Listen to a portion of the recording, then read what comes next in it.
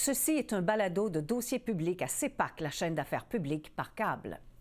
L'Observatoire sur les États-Unis de la chaire Raoul Dandurand tient une table ronde sur les répercussions de la présidentielle américaine pour le Québec et le Canada. Bonjour tout le monde, merci d'être là. On va commencer la séance d'aujourd'hui. Je vous salue, vous qui êtes en personne et vous qui êtes aussi en ligne. Merci de vous joindre à nous pour cette table ronde qui porte sur le thème, vous le voyez ici à l'écran, les répercussions de la présidentielle américaine pour le Québec et le Canada.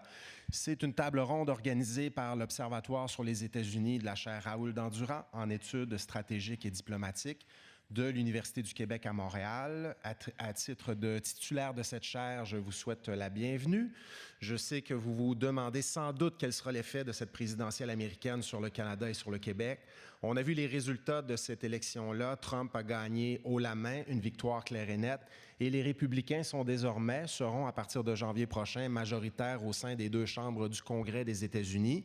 Donald Trump a déjà annoncé qu'il fera partie de son administration. Pour certains de ces postes-là, il faut des confirmations du Sénat qui viendront dans les semaines qui suivront l'arrivée en poste de Trump à la Maison-Blanche, mais on a déjà un peu une idée de ce à quoi pourrait ressembler son administration.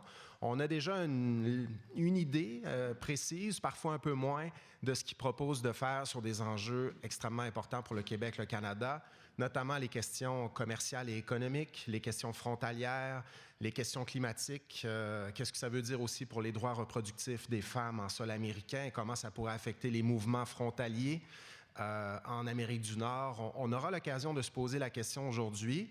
À l'occasion de cette table ronde, vous entendrez 4 personnes. Donc moi aussi, je vais aborder quelques enjeux durant la présentation. Mais je vous présente, avant qu'on commence, les personnes présentes ici aujourd'hui.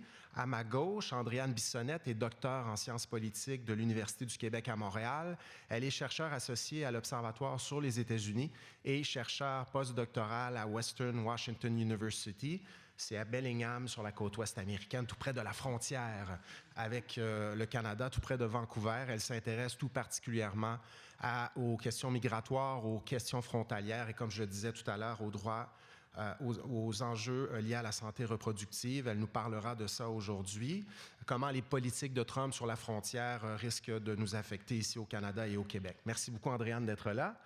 À sa gauche, Christophe Cloutier-Roy est également docteur en sciences politiques ici à l'Université du Québec à Montréal. Il est directeur adjoint de l'Observatoire sur les États-Unis et chargé de cours en sciences politiques dans plusieurs universités, dont à l'Université Laval où il donne 2 cours sur la politique américaine ces jours-ci. Merci beaucoup, Christophe, d'être là. Et il a co-dirigé, petite plug, un ouvrage qu'on a fait paraître en septembre qui porte spécifiquement sur les enjeux canado-américains.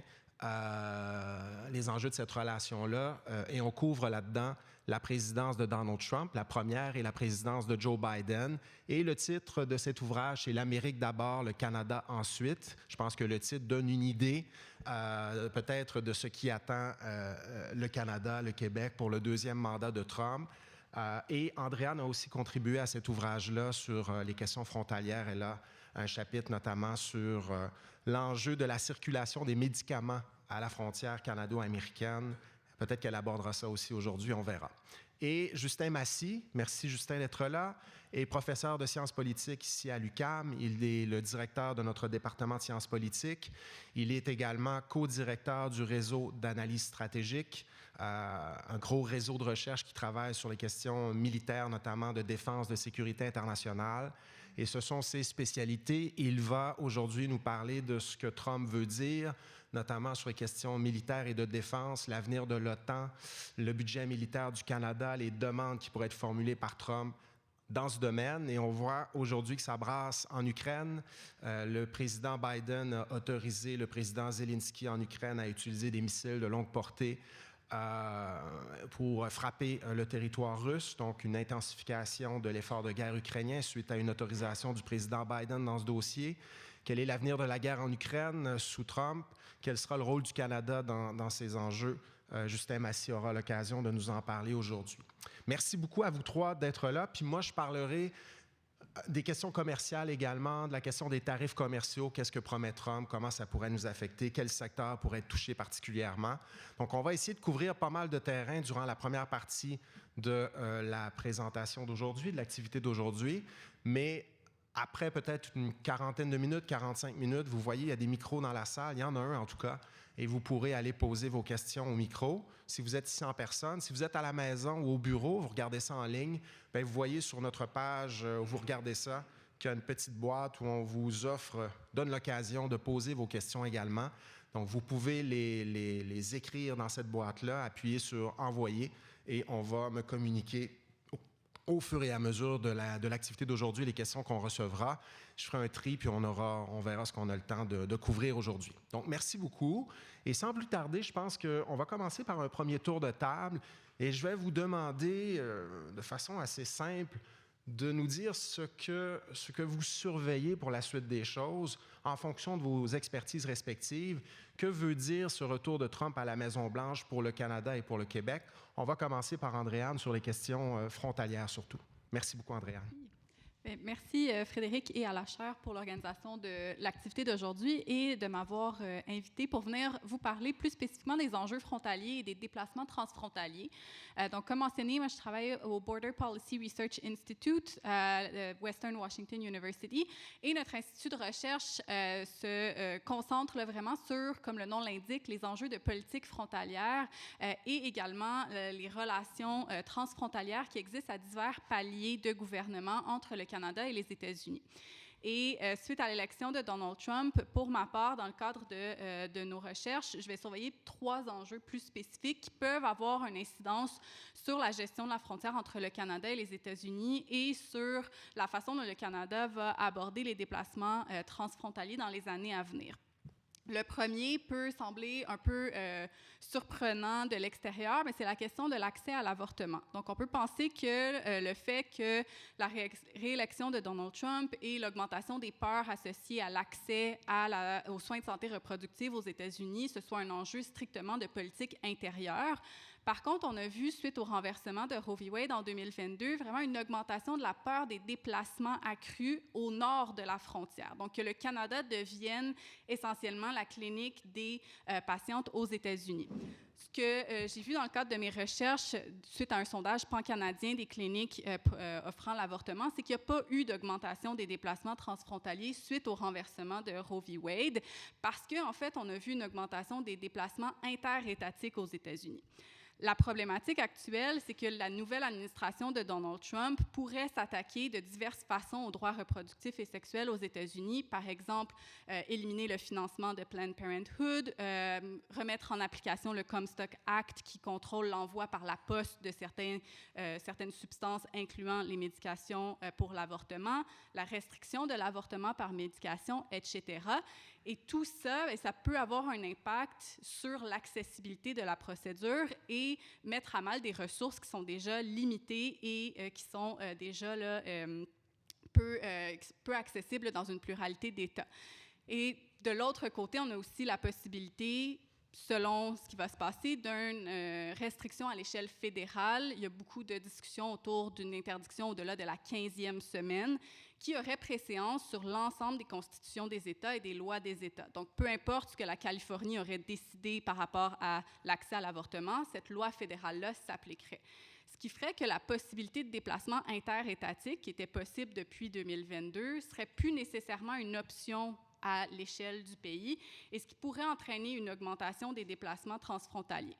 Donc, si on se ramène à 2022, on avait vu très rapidement le gouvernement fédéral ouvrir les bras à des déplacements transfrontaliers accrus. Des directives avaient été émises aux agents de la CBSA pour faciliter le déplacement transfrontalier de potentielles patientes, mais c'est sans prendre en considération, en fait, la capacité d'accueil du Canada par rapport à l'accès aux soins de santé reproductifs, qui, si vous avez suivi les nouvelles dans les derniers jours, vous avez vu notamment au Québec, on a une volonté d'augmenter l'accessibilité à la procédure ici parce que les ressources sont déjà insuffisantes pour la demande des Canadiennes. Et le cas du Québec n'est pas un cas qui est unique, c'est quelque chose qui se réplique dans la majorité des provinces, où on a davantage de demandes que de disponibilité des services. Et le Québec serait dans une situation comme le Manitoba ou la Colombie-Britannique, où on serait potentiellement plus touché par ces déplacements transfrontaliers-là en raison de la géographie de la frontière et de la localisation des cliniques existantes. C'est quelque chose qui est à prendre en considération et qui, d'un point de vue d'analyse de l'accès aux soins de santé, c'est une bonne nouvelle de voir que le Québec agit déjà pour augmenter l'accessibilité aux ressources en amont des potentiels impacts aux États-Unis. Mais donc, on voit que un des éléments à surveiller, ce sera cet aspect-là de est-ce qu'il va y avoir une augmentation des déplacements transfrontaliers pour accéder à des soins de santé liés à la santé reproductive d'une part. Donc, on pense à l'avortement, mais on peut penser aussi à la thérapie hormonale pour les personnes LGBTQ+, trans. On peut penser donc à d'autres aspects aussi qui pourraient être restreints. Certains États plus conservateurs veulent restreindre l'accès à la contraception également. Donc, il y a plusieurs enjeux là, par rapport aux droits reproductifs et sexuels qui pourraient avoir une incidence sur les déplacements transfrontaliers.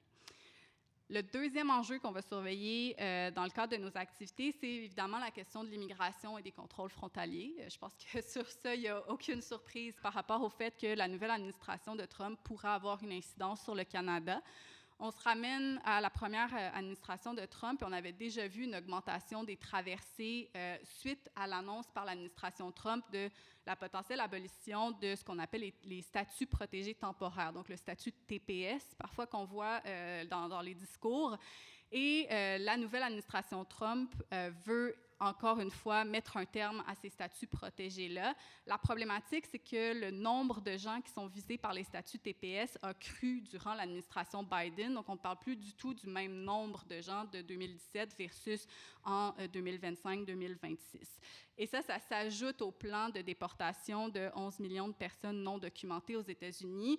1% de ces 11 millions-là, ce sont des Canadiens. Donc, le plan de déportation pourrait également avoir un impact. Donc, je sais que des fois, lorsqu'on parle de personnes non documentées, on a une image très stéréotypée du migrant latino-américain. Mais il y a des Canadiens qui habitent également aux États-Unis. Et les personnes non documentées ne résident pas uniquement le long de la frontière mexicaine-états-unienne.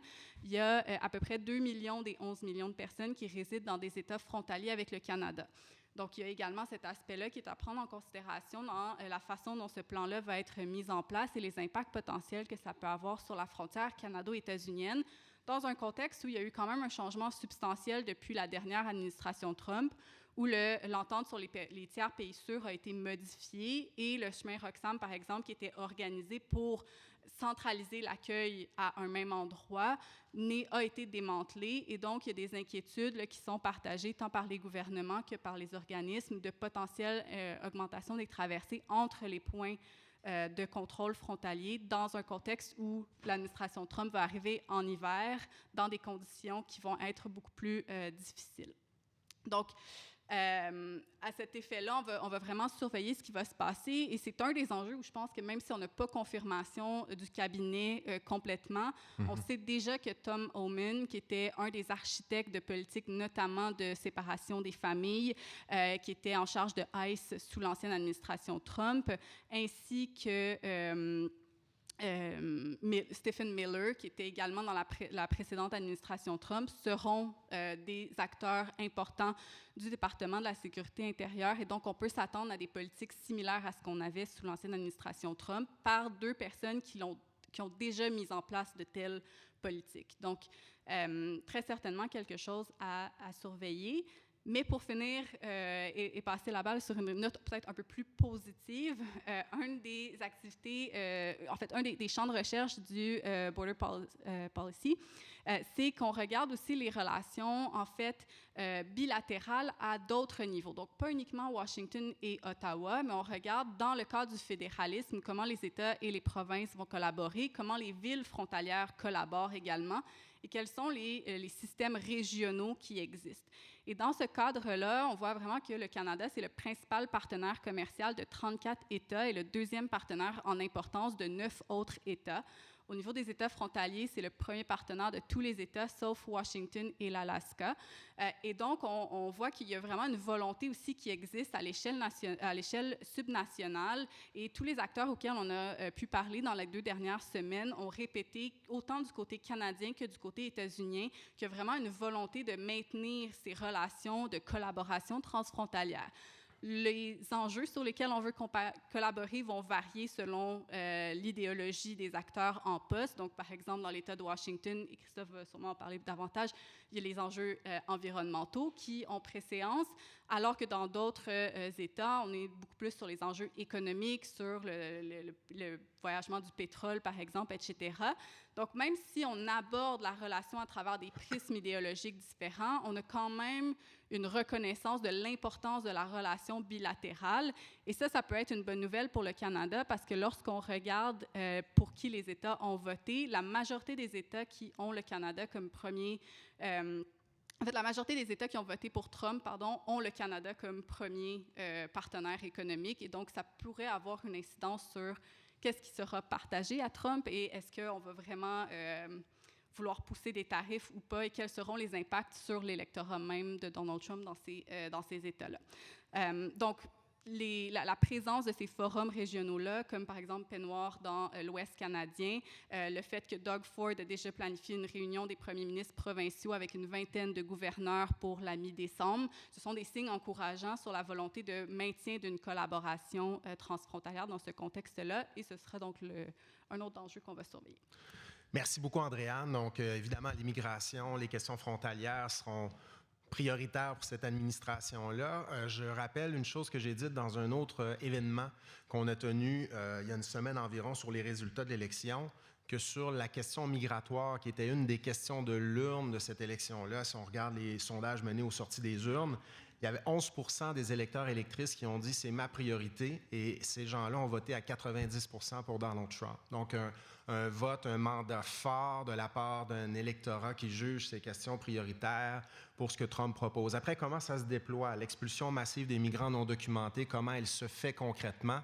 Trump l'avait promis la première fois, puis il y en a eu des expulsions, tu le sais mieux que moi, mais après, il peut y avoir des résistances au sein de la société américaine à ce qu'on aille de l'avant avec ces programmes-là. Mais je pense qu'on peut dire qu'avec les gens qu'Andréane a mentionnés, les gens qui feront partie de l'administration, ce mandat que Trump estime avoir reçu de la part de l'électorat, il y a peut-être une volonté forte d'aller de l'avant avec ce programme-là. Mais est-ce que je peux te poser peut-être une question sur, concrètement, justement, comment crois-tu qu'il pourrait, M. Trump, mettre en œuvre ce plan d'expulsion massive, comme il le dit? Il a annoncé qu'il décréterait l'état d'urgence pour ce faire, qu'il utiliserait les militaires pour traquer, entre guillemets, les migrants. Mais comment ça se déploierait concrètement et quels sont les obstacles peut-être à la mise en œuvre de ça, si je peux te lancer là-dessus? Sur le comment, on a eu certaines bribes d'informations, donc par exemple la mobilisation de la garde nationale, des ressources militaires. Il y a eu également mention qu'on veut trouver les personnes non documentées, les amener soit sur des bases militaires ou dans des camps qui seraient construits et indépendamment, en fait, lever toute obligation juridique d'un traitement rapide des dossiers et de les détenir, en fait, dans ces endroits-là, peu importe le temps que ça prendra avant de pouvoir déporter la personne. Un des obstacles majeurs, c'est le coût. Je ne suis pas économiste, mais c'est 96 milliards, je pense, qui a été sorti pour déporter 1 million de personnes. Faites ça fois 11. C'est également de trouver le terme non documenté, c'est parce que, en fait, le gouvernement ne sait pas qui est non documenté et où il se trouve. Donc, il y a aussi toutes les ressources liées à trouver les individus. Et donc, d'un point de vue de fonctionnalité, c'est quand même problématique. Et de l'autre aussi, ce qu'on voit, c'est que, par exemple, si on dit on va s'appuyer sur les shérifs locaux, bien, il y a des localités républicaines où les shérifs ne font pas de contrôle d'immigration parce que l'économie locale dépend du travail des personnes non documentées. On l'a vu au Mississippi, lorsqu'il y a eu, lors de l'administration précédente de Donald Trump, un raid migratoire dans une ville au Mississippi. On a eu une usine au complet qui n'était plus fonctionnelle parce que l'ensemble des employés ont été arrêtés et étaient détenus par les agents migratoires. Et je suis allée quelques mois plus tard et il n'y avait pas vraiment d'activité dans cette ville-là. On était quasiment dans une ville fantôme. Dans un contexte où M. Trump veut diminuer les coûts de l'épicerie, ça apparaît un peu contre-productif également d'aller et d'arrêter des gens qui sont à la base du système de production alimentaire aux États-Unis. Donc, il y a cette dynamique-là aussi où, à un moment donné, si le coût économique est trop grand, est-ce que ça demeurera une priorité de l'administration Trump ou pas? Ça reste à voir.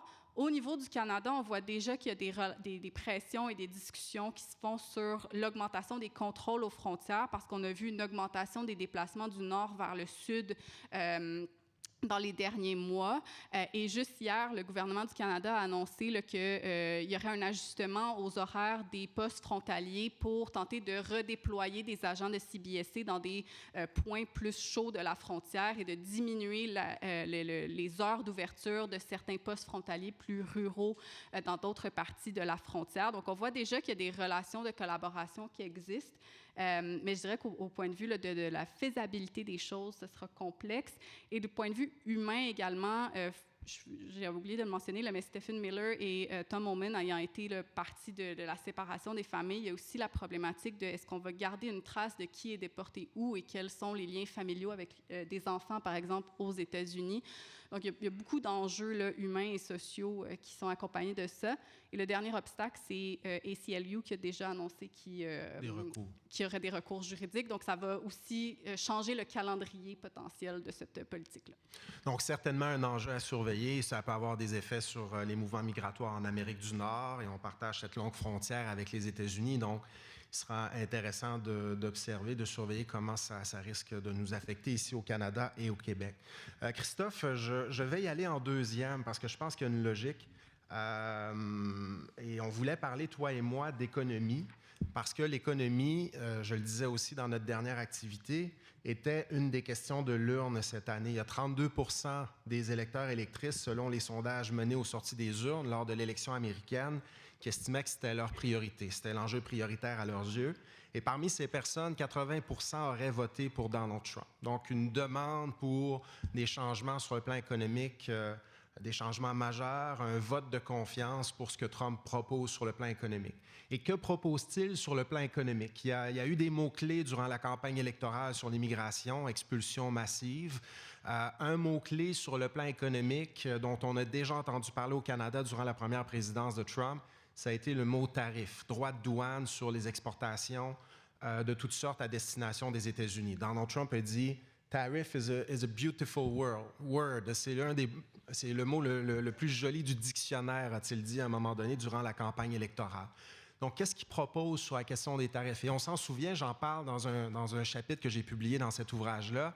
On s'en souvient au Canada, durant la première présidence Trump, il y a eu imposition de droits de douane sur certaines exportations canadiennes à destination des États-Unis, notamment dans le secteur de l'acier et de l'aluminium, ce qui a affecté des entreprises dans toutes sortes de régions du Canada.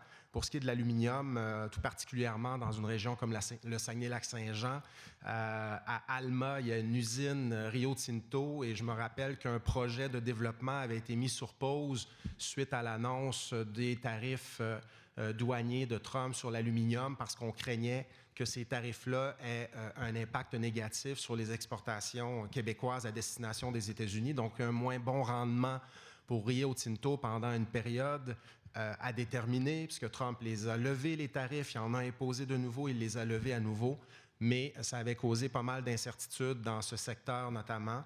Et là, que propose Trump? Il propose d'y aller encore plus fort sur la question des tarifs.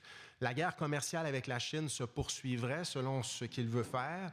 Il a dit pendant la campagne qu'il voudrait imposer des droits de douane allant jusqu'à 60% sur toutes les exportations chinoises à destination des États-Unis. Mais pour ce qui est du Canada, peut-être qu'on n'échappera pas à cette guerre commerciale sur les boissons énergisantes, là, si je peux m'exprimer ainsi, que Trump nous propose pour un deuxième mandat. Ce qu'il dit, puis ça reste à voir, il y a beaucoup d'inconnus sur la question migratoire, il y en a aussi beaucoup sur les questions commerciales, mais ce qu'il a annoncé, ce serait des droits de douane de 10, peut-être à 20% sur à peu près toutes les exportations mondiales à destination des États-Unis, incluant ce que le Canada exporte vers les États-Unis. on sait que ça peut avoir des effets considérables sur notre économie parce que la majeure partie des exportations canadiennes et québécoises vont aux États-Unis. Donc là, il y a plusieurs économistes qui ont évalué le type d'impact que ça pourrait avoir sur nous, des tarifs comme ça de 10 à 20 sur toutes nos exportations à destination des États-Unis. Il y a notamment Jimmy Jean, économiste principal chez Desjardins, qui avait publié une note juste avant l'élection américaine en disant que l'effet de tels tarifs, si c'est le scénario du 10 à court terme, serait une montée de nos exportations à destination des États-Unis parce que les clients qui font appel à nos marchandises, à nos biens, nos produits, voudraient accumuler des stocks avant que les tarifs entrent en vigueur. Mais une fois ce sugar rush, là, si je peux m'exprimer ainsi, ce que Jimmy Jean explique, c'est que ces tarifs-là, évidemment, feraient en sorte que les marchandises qu'on achète en sol américain coûtent plus cher. Donc, peut-être que les consommateurs réduiraient leur consommation de ces produits-là. Peut-être que les producteurs américains se tourneraient vers d'autres alternatives, vers des solutions de rechange plutôt que de payer la note à la frontière de ce tarif-là, qui est une taxe finalement qu'on ajoute sur les produits qu'on importe en sol américain. Donc, ce que plusieurs économistes et Jimmy Jean expliquent, c'est qu'à moyen terme, s'il y a ce scénario de tarifs all over the board sur les exportations canadiennes à destination des États-Unis, ça aurait pour effet sans doute une récession au Canada. Donc, ça reste à voir qu'est-ce que Trump va faire dans ce domaine-là. C'est un peu difficile de le dire à ce stade, mais évidemment, il y a quand même pas mal d'inquiétudes de ce côté-ci de la frontière sur cette volonté de Trump d'y aller un petit peu plus à fond le train sur la question des tarifs. Et est-ce que, bon, il y a beaucoup de questions à savoir comment est-ce que Trump pourrait imposer ces tarifs-là de façon unilatérale? Est-ce que c'est le pouvoir du président uniquement de le faire? Bien, ce qu'on a vu durant la première présidence Trump, c'est qu'il avait imposé les tarifs sur l'acier et l'aluminium canadien en s'appuyant sur des lois fédérales existantes sur le commerce, celle de 1974, d'autres lois, je n'entre pas dans les détails. Mais au fond, ce que cette administration a fait la première fois, et ce qu'elle fera encore, probablement, c'est d'essayer de trouver dans les lois fédérales existantes des dispositions qui justifient l'imposition de ces tarifs-là, même si on a des accords de commerce par ailleurs, comme l'ASEUM, dont Christophe va parler, avec les États-Unis et le Mexique. Lorsqu'il y a eu les premiers tarifs sur l'acier et l'aluminium canadien, Trump les avait justifiés au nom de la sécurité nationale, en s'appuyant sur des lois fédérales existantes qui disent au fond que le président peut faire ce genre de choses s'il estime que des exportations à destination des États-Unis peuvent affaiblir les États-Unis, rendre l'économie américaine moins productive, moins compétitive dans des secteurs d'activité qui peuvent être jugés essentiels à la sécurité nationale américaine. Donc, l'argument était de dire que si on n'a pas de capacité de production importante d'acier et d'aluminium en sol américain, bien, il est possible, si les États-Unis sont en guerre un jour, qu'ils n'aient pas individuellement la capacité de subvenir à leurs besoins pour maintenir la puissance militaire américaine en cas de besoin. Bon, Justin Trudeau avait dit que ça n'avait pas de sens, que c'était insultant de se faire dire, nous, Canadiens, que notre production d'acier et d'aluminium représente une menace à la sécurité nationale américaine. Vous vous rappelez que Trump avait quitté le rendez-vous du G7, c'était le G7, hein? G7 à Charlevoix, parce qu'on parle du G20 en ce moment, mais c'était le G7 à Charlevoix. Et il y avait eu cette bisbille entre Trudeau et Trump sur cette affaire-là. Et Trump en était venu à dire que les tarifs, il nous les imposait aussi parce qu'il jugeait que nous faisions preuve de pratiques commerciales déloyales dans toutes sortes de secteurs d'activité dont on va encore entendre parler durant un deuxième mandat Trump, notamment le secteur agroalimentaire et notre système de gestion de l'offre ici, qui, selon Trump, empêche les fermiers du Wisconsin et d'Upstate New York et d'autres États américains de profiter pleinement de l'accès au marché canadien pour leurs exportations de lait, notamment. Ça, c'est vraiment un enjeu que Trump avait à l'œil durant sa première présidence. Je pense qu'il va en parler encore probablement à l'approche peut-être de la renégociation de l'ASEUM. Christophe va en parler. Mais en gros, je vais peut-être terminer là-dessus. On ne sait pas encore ce que va faire Trump exactement s'agissant des droits de douane qu'il nous imposera. Est-ce que ce sera surtout un 10 % en partant? Peut-être. Hein? Ce qu'on sait de Trump, c'est qu'il aime se placer en position de force pour faire ce qu'il aime le plus au monde, négocier des deals. Hein? Il s'estime fin négociateur, bon négociateur.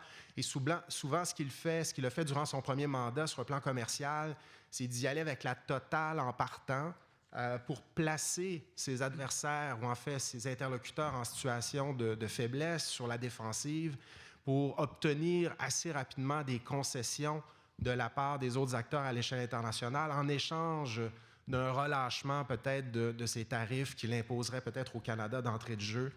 Ça pourrait être l'approche, on ne sait pas encore, mais ça pourrait être l'approche. La totale au départ, peut-être en vue d'une renégociation de l'ACOM où Trump dirait on va laisser aller ça, mais à la condition que de votre côté, je ne sais pas, le système de gestion de l'offre, vous le reconsidériez, on ait encore un meilleur accès dans toutes sortes de secteurs à votre marché, etc., etc. Je terminerai sur une note un peu plus positive. Un peu comme Andréane, je pense qu'il faut rappeler que sur la question migratoire, il va y avoir en sol américain des résistances à ce que Trump propose. Andréane l'a bien expliqué. Et sur les questions commerciales aussi, je pense que c'est important de le dire, les tarifs, les droits de douane que Trump a imposés durant son premier mandat ne faisaient pas l'affaire de toutes sortes d'acteurs au sein de la société américaine qui y voyaient des effets négatifs sur leurs propres activités. Je donne souvent cet exemple-là. Ceux et celles qui boivent de la bière en canette, vous savez que cette canette, elle est en aluminium. Et s'il y a des droits de douane sur l'aluminium qui entre aux États-Unis, la canette de bière que Coors vend ou la canette de bière que les microbrasseries du Vermont vendent aux clients américains, elle coûte plus cher. C'est un coût de production supplémentaire. On passe la note, en fait, des tarifs aux consommateurs américains, aux entreprises américaines. Et il y a déjà des chambres de commerce aux États-Unis qui s'activent, qui vont continuer à s'activer pour expliquer à Trump que sa politique commerciale sur la question des tarifs, elle a aussi des effets néfastes sur les gens en sol américain. C'est inflationniste, finalement, alors que Trump dit qu'il veut lutter contre l'inflation. Donc, tout ça pour dire qu'il va y avoir des résistances. Il y en a eu durant le premier mandat de Trump à ses politiques en matière de droits de douane. Ça va être intéressant de voir comment ça se déploie, mais je pense que d'entrée de jeu, ça va être tout un défi pour les diplomates canadiens et les diplomates québécois. Et il va falloir, comme durant le premier mandat de Trump, beaucoup de ressources en sol américain pour rappeler justement que la politique de Trump peut avoir des effets aussi sur les consommateurs, les entreprises américaines. Et il y aura l'affaire de la renégociation de l'ACOM, mais je passe la rondelle, entre guillemets, on est au Canada après tout, à Christophe qui va nous en parler un petit peu. Merci beaucoup, Frédéric. Donc oui, les tarifs sont un aspect de l'incertitude économique qui vient avec la réélection de Trump, mais également, évidemment, la renégociation de cet accord, le bien nommé Accord Canada-États-Unis-Mexique, qui a remplacé l'ALENA au terme du premier mandat de Trump. J'aimerais ça commencer en vous rappelant que la promesse réalisée par Donald Trump de renégocier puis éventuellement de remplacer l'ALENA, en fait, c'était d'accomplir une promesse qui était initialement une promesse des démocrates. Lors des primaires de 2008, autant Hillary Clinton que Barack Obama ont promis de déchirer l'ALENA une fois élu. Évidemment, ça a été complètement oublié par la suite. Et c'est pour ça que c'est un petit peu surprenant de voir un républicain comme ça dans un parti qui est abonné généralement à la défense du grand capital et donc à la promotion du libre-échange, avoir ce ton populiste envers une entente impopulaire auprès de la population américaine. Et c'est d'ailleurs aussi, puis ça c'est, puisqu'on parle du livre dont on a parlé, c'est dans le chapitre que j'ai consacré à la renégociation de l'ALENA. On voit très bien qu'au début, les appuis que Trump avait lorsqu'il a entamé ce processus-là lui venaient beaucoup, en fait, du Parti démocrate. Les quelques démocrates pro-Labor, entre guillemets, qui restaient au Congrès à l'époque, donc les Debbie Dingell, par exemple, au Michigan, Marcy Kaptur en Ohio, Sherrod Brown, qui vient de perdre sa réélection en Ohio et qui a également été partisan de la renégociation. On peut penser évidemment à Bernie Sanders aussi, qui était derrière les efforts initiaux de Donald Trump. Et ça explique un peu pourquoi il y a quand même dans cette renégociation-là, il y a une modernisation de l'entente initiale qui inclut des clauses quand même assez progressistes, comme par exemple des protections quant aux droits des travailleurs, par exemple, des protections sur l'environnement également. Et en ce sens, et je pense qu'il faut quand même donner là-dessus un crédit à Donald Trump, et c'est une réussite quand même pour lui d'avoir réussi dans son premier mandat à renégocier comme ça un accord et à obtenir sa ratification par des majorités très solides dans les deux chambres du Congrès, des majorités bipartisanes.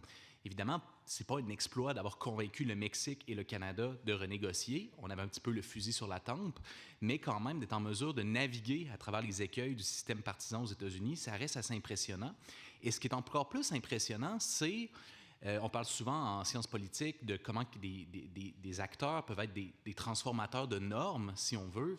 C'est à quel point le premier mandat de Donald Trump a transformé un consensus bipartisan autour du libre-échange, de l'ouverture du commerce, vers un retour du protectionnisme. Et ça, on en parle souvent avec Frédéric, on en parle dans le livre, entre autres, comment les démocrates ont également suivi, parce que le Parti démocrate, c'est le parti qui est historiquement celui parti du protectionnisme. Donc, on n'allait pas laisser les républicains naviguer tout seuls sur ce terrain. Bon, maintenant, si on retourne à ces renégociations de 2017, il faut rappeler que pour le Canada, et on utilise un peu abusivement souvent cette expression-là de menace existentielle, mais dans le cas du Canada, la menace de disparition du libre-échange avec les États-Unis, je pense qu'on peut parler effectivement d'une menace existentielle. Quand on sait que, bon, selon les années, les époques, entre 75 et 80 des exportations canadiennes sont dirigées vers les États-Unis, alors que à peu près 18 des exportations américaines vont vers le Canada, on voit qu'on est dans une structure d'interdépendance asymétrique. Ça aurait été vraiment la destruction, du moins pendant quelque temps, de l'économie canadienne s'il y avait eu la disparition pure et simple du libre-échange. En ce sens, le gouvernement Trudeau a eu 2 bons réflexes d'entrée de jeu. La première chose, ça a été de prendre Trump au sérieux. Ça a été de ne pas se dire « OK, il a promis ça en campagne électorale, maintenant il ne va pas aller de l'avant ». Au contraire, on a rapidement mis de l'avant ce qu'on a appelé Team Canada. On a dégommé Stéphane Dion, donc au ministère des Relations internationales, pour le remplacer par Chrystia Freeland, donc qui venait juste de sortir d'une négociation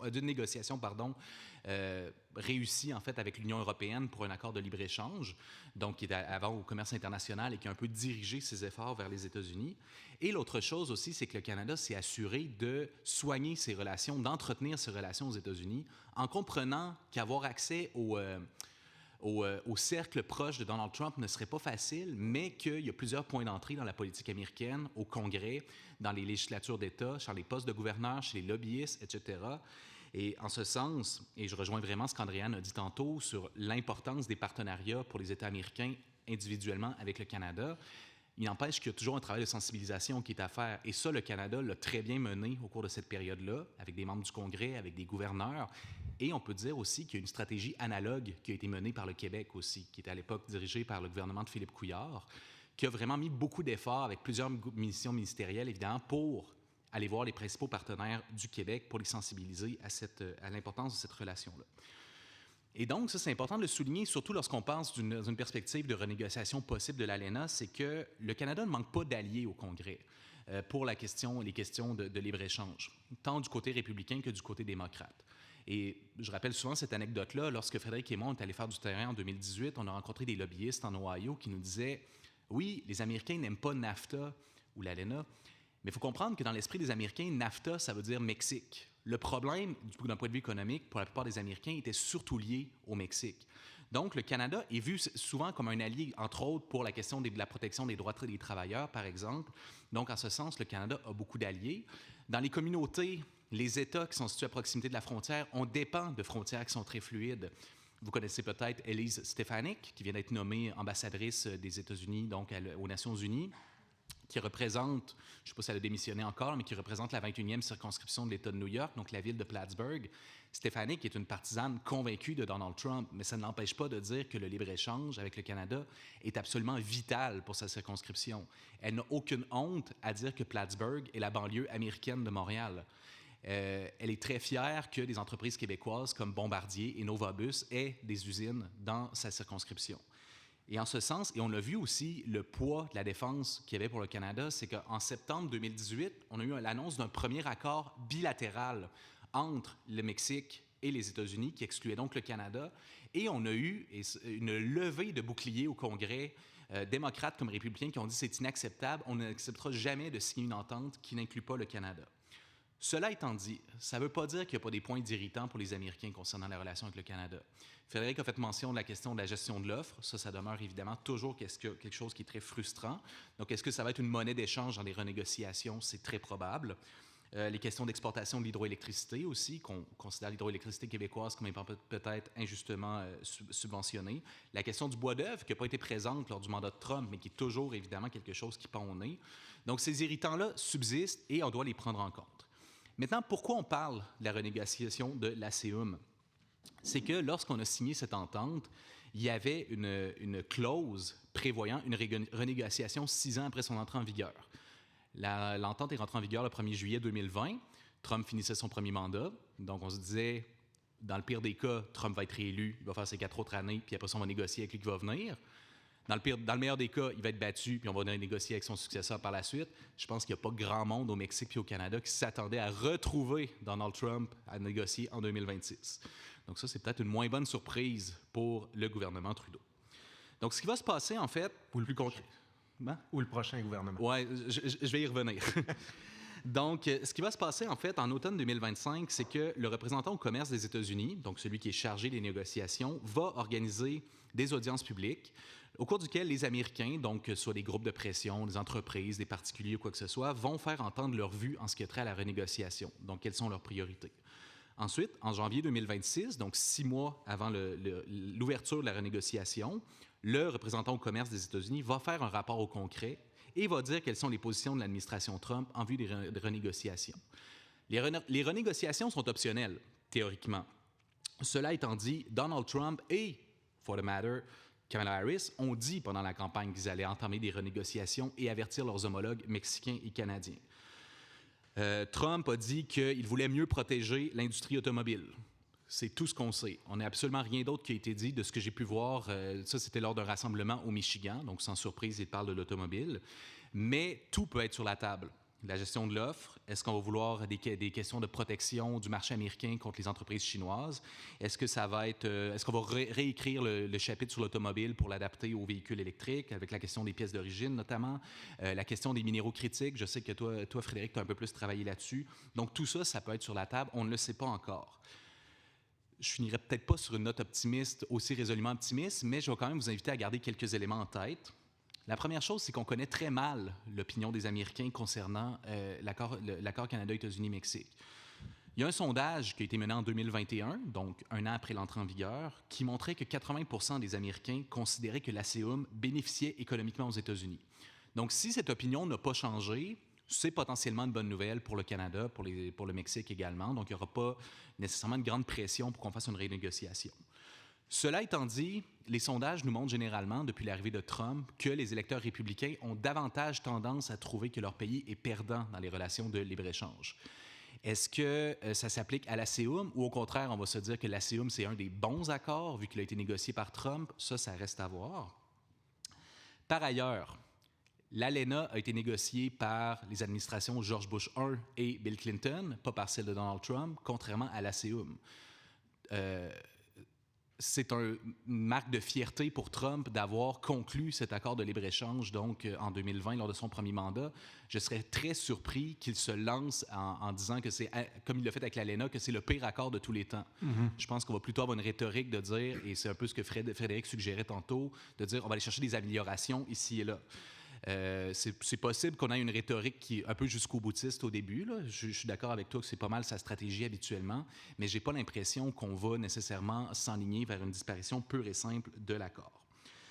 Enfin, la dernière chose qu'il faut dire aussi, c'est qu'on en sait peu sur les priorités de l'administration Trump 2. Je suis toujours un peu surpris de voir à quel point on blâme la défaite de Kamala Harris sur le fait qu'il n'avait pas de programme. Je veux dire, pouvez-vous me nommer le programme de Donald Trump pour son deuxième mandat? Honnêtement, à part les déportations massives, il n'y a pas grand-chose. Je vous l'ai dit, on ne sait pas exactement ce qu'il veut faire en termes de renégociation de l'ALENA. Et là, la question, c'est de savoir quelle quantité de capital politique va-t-il vouloir dépenser là-dessus? Si l'accord est populaire, pourquoi est-ce qu'il voudrait le risquer? Là où ça pourrait devenir hasardeux, c'est si on se retrouve dans une situation, par exemple, où Trump perdrait en popularité rapidement, par exemple, si on a une crise économique ou quoi que ce soit. Mais là, est-ce qu'on essaierait d'aller chercher une victoire facile en barouettant un petit peu les alliés, nominalement, canadiens et mexicains? C'est peut-être là qu'il y a peut-être un peu plus un danger. Mais ce qui est sûr, c'est que, et je vais terminer là-dessus, le gouvernement Trudeau a mis en place sa deuxième équipe Canada, dirigée cette fois par le ministre Champagne, qui est ministre du Commerce international, je pense. Innovation, OK, désolé. Donc, il y avait un article dans Le Devoir paru une semaine avant l'élection qui nous disait que cette équipe a déjà rencontré 46 gouverneurs, 70 sénateurs, qu'on a fait des visites dans 23 États. Donc, le travail de sensibilisation, déjà, il se fait. Mais, Frédéric l'a suggéré, qui sera au pouvoir rendu en 2025? On nous parle d'élections au printemps, probablement. Les sondages démontrent l'impossibilité statistique de la réélection de Justin Trudeau. On a déjà vu d'autres miraculés par le passé, mais justement, on n'appelle pas ça un miracle pour rien. Donc, je vous dirais que la grande inconnue, c'est de savoir comment un gouvernement Poilièvre, puisque c'est la plus probable, mais on ne sait pas, mènerait ces négociations-là. On en sait encore très peu là-dessus. Merci beaucoup, Christophe. Si on a le temps tout à l'heure, on reviendra sur la question de la lutte au changement climatique, de ce que Biden promettait en matière d'économie verte. Mais juste avant, j'ai l'impression, Justin, que dans toutes ces discussions-là, l'enjeu des dépenses militaires canadiennes, du rôle du Canada dans l'OTAN, de ce que le Canada fait comme puissance moyenne, si c'en est encore une, sur la plupart des questions internationales qui intéresseront Trump, ça pourrait être crucial aussi pour la suite des choses. J'aimerais t'entendre sur ces enjeux-là. Qu'est-ce que tu surveilles? Qu'est-ce que tu entrevois? Oui. Donc, sur les questions de défense, je crois que la principale priorité de l'administration Trump sera bien sûr la guerre en Ukraine. Je pense qu'il faut commencer avec ça. Et ça a été tellement saillant dans son discours de mettre fin, comme vous le savez, très rapidement. Il a dit en 24 heures, avec un coup de téléphone, a-t-il dit, plutôt caricaturalement, à cette guerre-là. Et contrairement aux autres dossiers que vous avez traités jusqu'à présent, les États-Unis de Donald Trump ne sont pas en position de force de cette négociation-là. Au contraire, il s'est positionné dans un coin en position de faiblesse parce qu'il n'a jamais énoncé, évidemment, la méthode, le plan par lequel il serait en mesure d'arriver à une paix négociée dans ce conflit qui a atteint son 1000e jour aujourd'hui. Outre le fait qu'il imposerait possiblement une limite à l'aide militaire que les États-Unis offrent à l'Ukraine et même s'opposerait à certaines libertés qui ont été annoncées là, depuis dimanche de frapper plus profondément dans le territoire. On a vu le futur conseiller de sécurité nationale, Mike Waltz, s'opposer à cette décision de Joe Biden. Donc, on peut penser qu'ils ont une approche restrictive en termes de soutien militaire à l'Ukraine, mais ce n'est pas suffisant pour mettre fin à cette guerre. Parce que pour qu'il y ait une négociation, il faut qu'il y ait concessions mutuelles, à moins que ce soit des concessions unilatérales d'un des deux belligérants. Et c'est là où le principal scénario le plus plausible de la position américaine, c'est que si on voulait mettre fin rapidement au conflit en Ukraine sur la base de l'énonciation des positions américaines de Donald Trump, ce serait par des concessions unilatérales ukrainiennes, ce qui voudrait dire accepter les positions maximalistes de la Russie. Je les rappelle, c'est lesquelles? C'est la cession territoriale, donc la partition de l'Ukraine dans une partie qui est notamment contrôlée par les forces militaires russes, mais au-delà, la Russie souhaite le contrôle de villes qu'elle n'est pas présentement occupée par l'armée russe. Elle souhaite ensuite la neutralité de l'Ukraine, c'est-à-dire une Ukraine sans alliés, pas membre de l'OTAN, qui n'a pas donc de soutien extérieur. Et enfin, le plus important sur lequel on ne met jamais l'accent, la Russie souhaite une Ukraine démilitarisée. Une Ukraine avec une force armée limite, très faible. C'était dans le cadre des négociations à Istanbul en 2022. Elle souhaite donc une Ukraine qui soit, on va le comprendre, vulnérable à une future agression russe. Si les États-Unis acceptaient une telle chose, la guerre se mettrait fin très rapidement parce que la Russie aurait atteint ses objectifs. Autrement, la Russie, elle, est en position de force en disant, si elle étire les négociations, si elle joue contre la montre, si on veut, de Donald Trump qui veut régler rapidement, elle n'a qu'à demander plus constamment lors de ces négociations et le conflit ne mettra pas fin. Et ce n'est pas clair que l'Ukraine va simplement abdiquer parce qu'elle produit au niveau national de plus en plus de son armement, dont des drones qui frappent à très longue profondeur la Russie. Et ce n'est pas clair que tous les Européens vont suivre. On a vu la position des Britanniques qui disent « We have to double down ». On doit augmenter notre soutien à l'Ukraine. Je ne suis pas sûr que les Polonais non plus vont aller de l'avant. Donc, beaucoup d'incertitudes là-dedans. Et on voit que pour le Justin Trudeau, c'est une position à mi-figue, mi-raisin, dans la mesure où il dit il soutient donc des frappes en profondeur, même si on n'a aucun missile, bien sûr, pour frapper en profondeur. Et de l'autre côté aussi, on dit qu'on soutient une négociation avec Vladimir Poutine. Et on voit que Justin Trudeau se positionne un peu de manière ambiguë. Et la pire situation dans le cas de la politique de défense canadienne, c'est quand les alliés du Canada sont divisés. Or, sur cette question-là, il y aura des désaccords profonds au sein de l'OTAN, et ça va miner la politique étrangère canadienne qui souhaite une unité et une consolidation de cette alliance transatlantique. Et sur ce deuxième point-là, la principale menace, je pense, est celle d'un retrait militaire terrestre des États-Unis d'Europe. Parce que la deuxième demande de Donald Trump, c'est que les Européens s'occupent de leur propre sécurité. Et là-dessus, il a raison. Ce n'est pas normal que les États-Unis assurent la moitié de l'aide militaire donnée à l'Ukraine quand vous avez des puissances économiques comme l'Allemagne, l'Italie, la France, le Royaume-Uni, qui ont des budgets conséquents, économiques, qui ont un PIB très important. Mais dans ce contexte-là, d'un retrait potentiellement des forces terrestres, peut-être pas aériennes et navales, qui pourraient maintenir là, avec le deuxième flotte et les avions de chasse américains, mais le recul du désengagement militaire terrestre des États-Unis entraînerait une perte de crédibilité de l'article 5 de l'OTAN, qui amènerait une pression sur le Canada pour en faire plus dans ses déploiements, notamment en Lettonie, où il y a présentement 1000 soldats canadiens qui vont doubler d'ici 2026 à près de 2000 et qui n'ont pas du tout l'équipement militaire pour faire face à la Russie, alors que leur mandat qu'on leur dit, c'est de se défendre contre la Russie. Alors ça, je m'attends à beaucoup de pression sur les forces armées canadiennes là-dedans. En matière de conflit aussi rapidement, bien sûr, il y aura le conflit au Proche-Orient, où on devrait dire que l'élargissement de ce conflit-là, les positions de Donald Trump ont été d'un soutien unilatéral et sans ambiguïté à Israël, que ce soit pour des frappes à Gaza, au Liban ou en Iran, incluant les sites de production nucléaire de l'Iran. Si Israël se sentait libre de recourir à la force comme elle le souhaite, ça pourrait créer un embrasement dans la région. D'autant plus que Benjamin Netanyahu a un intérêt personnel à maintenir la guerre pour rester lui-même au pouvoir. Et ça créerait des tensions.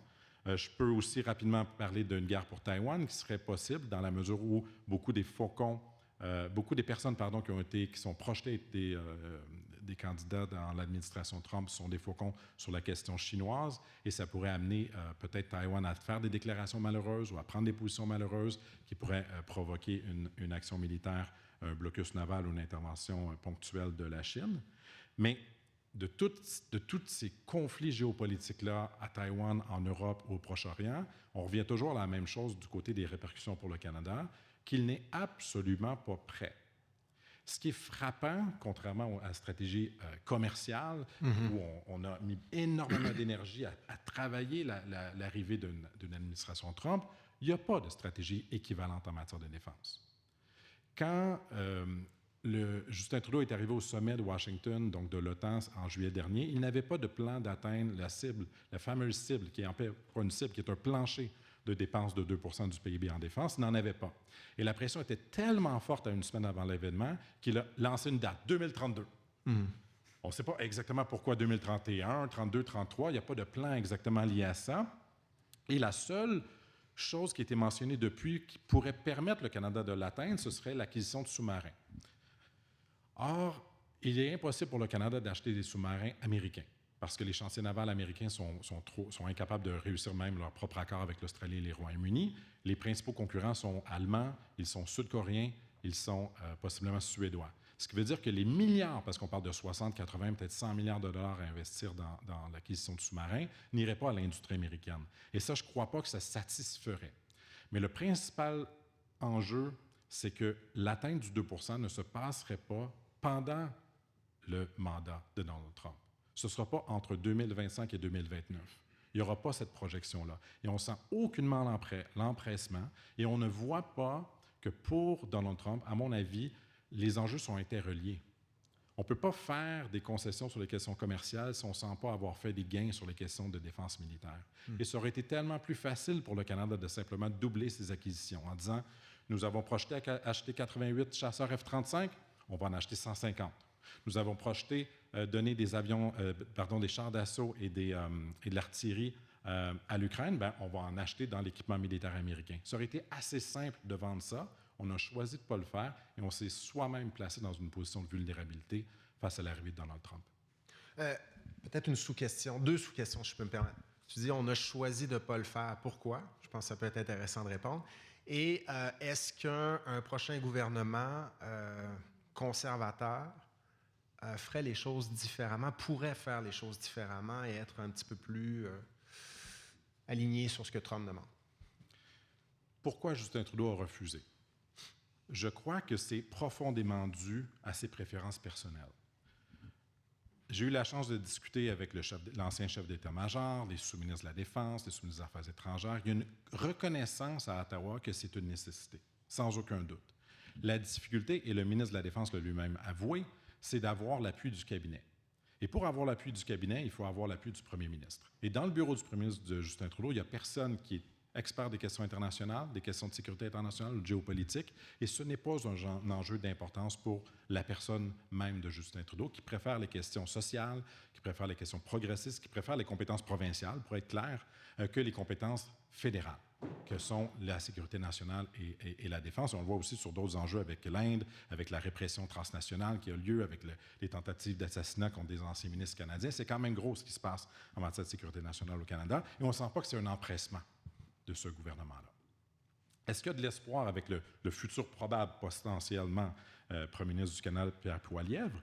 Ce qui est intéressant de Pierre Poilievre, c'est qu'il ne parle pas de l'Ukraine, il ne parle pas des questions de sécurité, il ne met que l'accent sur les questions d'inflation et de coût de la vie, parce qu'il sait que c'est ce qui préoccupe les Canadiens et que ça peut l'avantager électoralement.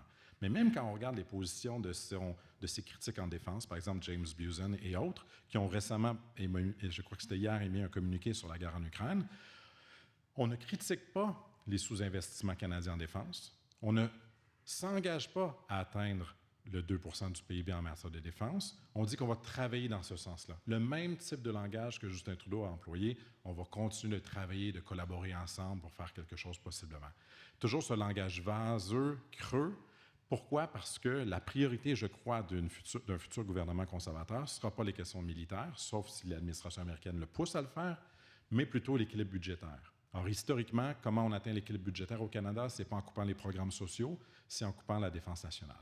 Alors, à moins que Donald Trump impose des coûts disproportionnés et qui forcent le Canada, parce qu'il y a deux seules façons que le Canada investisse rapidement dans la défense. C'est quand des soldats canadiens meurent, c'est arrivé en Afghanistan, c'est arrivé en Corée, c'est arrivé dans d'autres conflits dans le passé. Donc là, on n'a pas le choix, parce que la pression nationale est trop forte.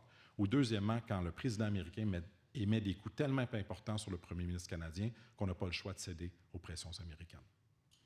En tout cas, il sera intéressant de voir l'effet Trump sur les débats qu'on aura au Canada lors de notre prochaine élection fédérale. S'il y aura peut-être au moins une question, un débat entre les candidats sur la gestion de cette relation-là, après qu'on aura vu les premiers effets de ces politiques sur le plan migratoire, commercial et tout ça. Je vais vous inviter lentement mais sûrement à réfléchir aux questions que vous souhaiteriez poser au panel. Mais juste avant, Christophe, est-ce que je peux te lancer pendant que les gens réfléchissent aux questions qu'elles souhaiteraient poser? J'aimerais ça te lancer sur un autre enjeu dont on n'a pas parlé. Quel est l'avenir de la collaboration canado-américaine dans le secteur de la lutte au changement climatique? Et on sait que, bon, avec Biden, il y avait eu ce grand programme ambitieux de transformation de l'économie américaine vers les énergies renouvelables, transformation aussi de la production de véhicules et d'autos pour qu'on produise davantage de véhicules électriques, la filière batterie, on a parlé de Northvolt ici, il y a eu des grosses promesses et engagements d'investissements fédéraux sous Biden avec l'Inflation Reduction Act dans ces secteurs-là. On sait que Trump avait plutôt, lui, déconstruit l'héritage d'Obama en matière de lutte au changement climatique la première fois. À quoi on peut s'attendre de ce côté-là? Qu'est-ce que Trump va faire? Qu'est-ce qu'il promet? Et comment ça pourrait nous affecter ici au Canada et au Québec?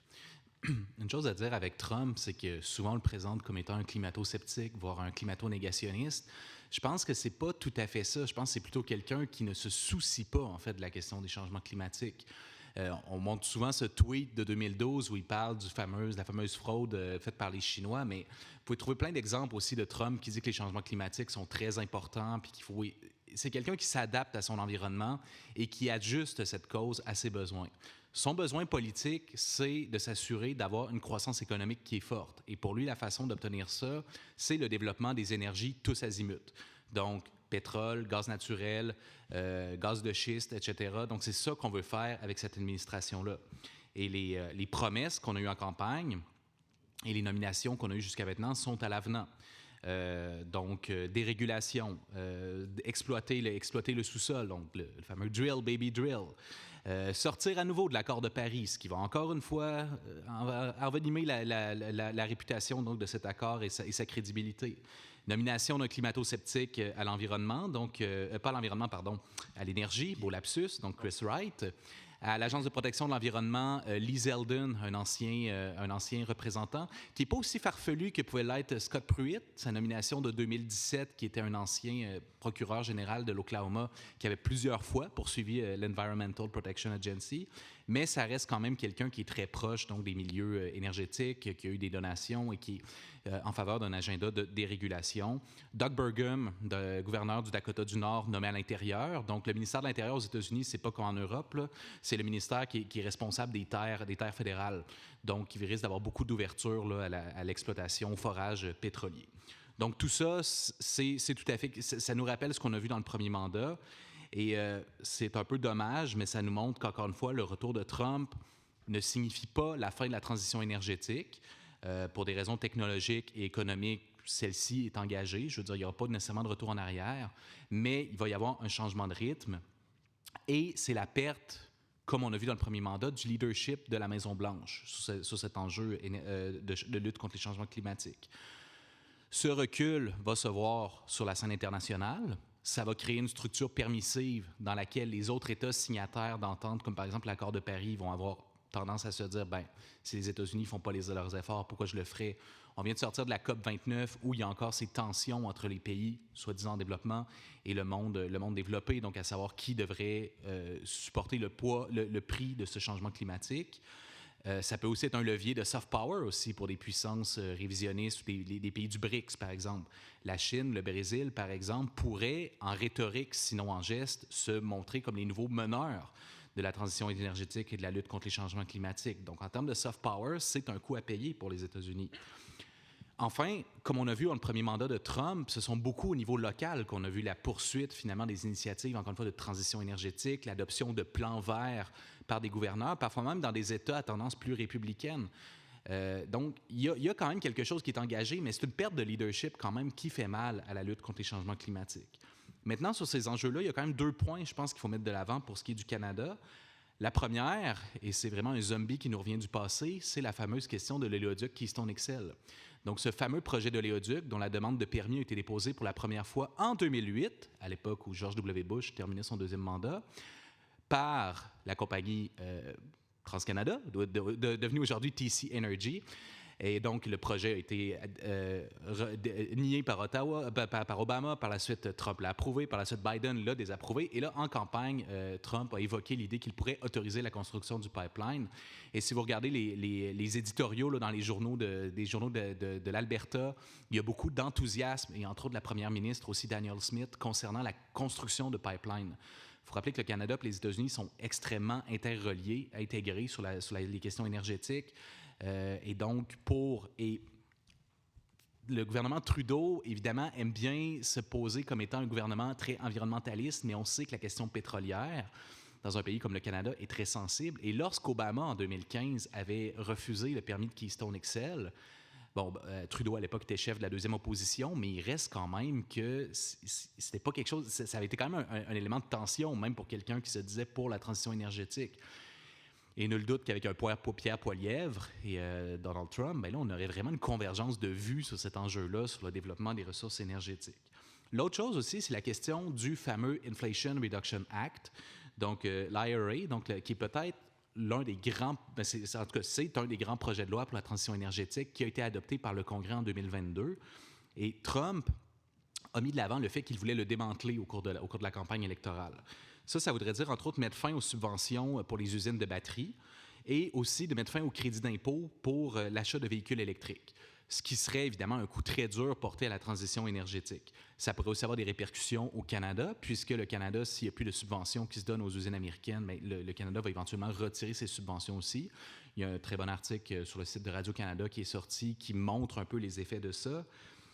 Donc, ceci étant dit, cette logique-là semble procéder de la détestation personnelle de Trump pour Biden et ses politiques, donc un peu comme avec Obama, la volonté de rompre avec le passé, et aussi avec une détestation personnelle pour les véhicules électriques, qui ne sont pas efficaces, qui sont trop chers, etc. Ceci étant dit, et là je vais terminer sur une note positive cette fois, Elon Musk est dans l'environnement immédiat de Donald Trump et est le patron de Tesla.